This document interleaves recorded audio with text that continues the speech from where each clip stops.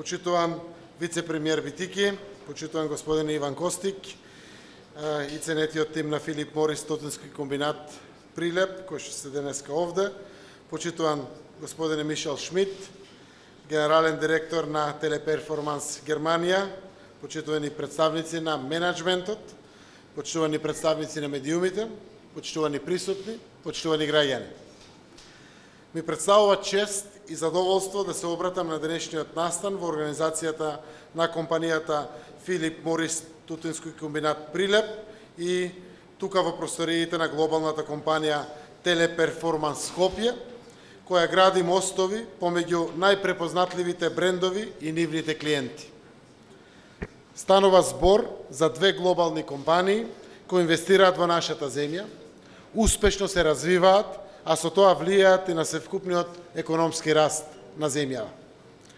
Со задоволство ја прифатив поканата да се обратам на денешниот настан, а со оглед на тоа што успехот на секоја приватна компанија е и национален успех, потврда дека деловната клима во земјава нуди можност за раст и развој на приватниот сектор. Упатувам честитки за новата инвестиција на Филип Морис, поточно за реалокација на центарот за корисничка поддршка од Атина во Скопје во рамки на групацијата на Телеперформанс. Тоа значи вработување само на ова место нови над 50 млади кадри кои ќе обслужуваат корисници во Северна Македонија, како и во регионот. Задржувањето на младите во земјата и развојот на компаниите во Северна Македонија е императив за економските политики кои ги спроведуваме. Вложуваме многу во овој сегмент и посебно сме горди кога на ваков настан ќе ги слушнеме резултатите, успесите и плановите за развој на приватниот сектор. Глобалните компании како Филип Морис Интернешнл вложуваат во иновации и развој, отвараат нови можности за младите да работат во средина карактеристична за големите светски реномирани компании. Тоа значи и можност за професионален напредок по меѓународни стандарди. Развиен приватен сектор значи развиена држава и затоа со низа мерки кои ги спроведуваме даваме стимул на компаниите да вработуваат млади кадри и да вложуваат во нив.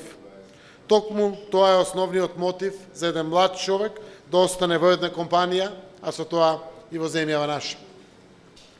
Почитувани, во оваа прилика сакам да потенцирам дека владата и во иднина ќе ги поддржува партнерските односи кои ги градат компаниите, национални и интернационални. Сакам да ги охрабрам инвеститорите дека со поддршка на владата, со добар бизнис план, со млад, но и искусен тим, со меѓународно искуство и ноу-хау, успехот е неминовен. Тоа е потврда и на Филип Морис, кој успеа да ги подигне стандардите во тутунската индустрија во земја. Менеджментот сподели дека моментално во двете компании Филип Морис Тутунски комбинат Прилеп, Тутунски комбинат Прилеп работат близу 300 лица со плати над просечните во земја.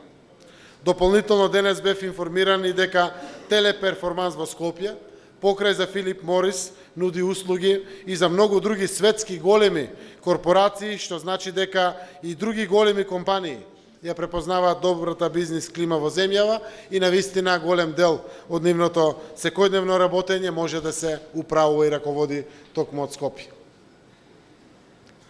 Овој центар вработува 350 лица вкупно, при што просечната возраст на вработените е 28 години, а просечната плата е околу 700 евро.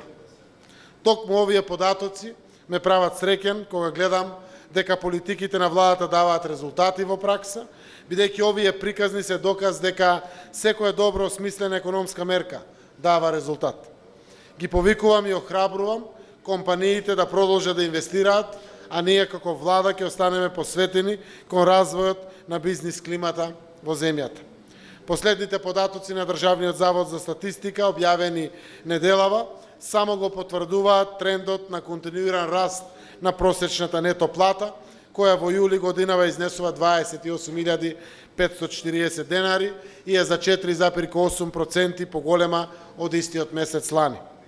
Покрај растот на просечната плата, бележиме и раст на извозот, рекордна економска активност на индустријските зони и историски пат на невработеноста, од 15,9%, со тенденција таа дополнително да се намали до крајот на годината, секако со развојот на вакви компании во чија што посета сме денеска.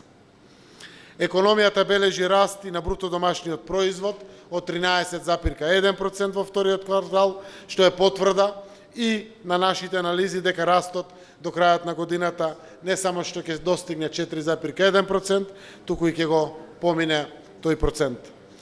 Владата е партнер на деловната заедница и само со заедничка работа ќе го подигнеме стандардот на граѓаните, младите да работат и заработуваат достоинствени плати за живот. Силно ги подржуваме вложувањата во човечки капитал, што е особено важно за забрзан економски раст и затоа овој центар ни е посебно драг, затоа што работат млади и отвараат перспективи за мотивација за следните генерации. Ви благодарам на вниманието.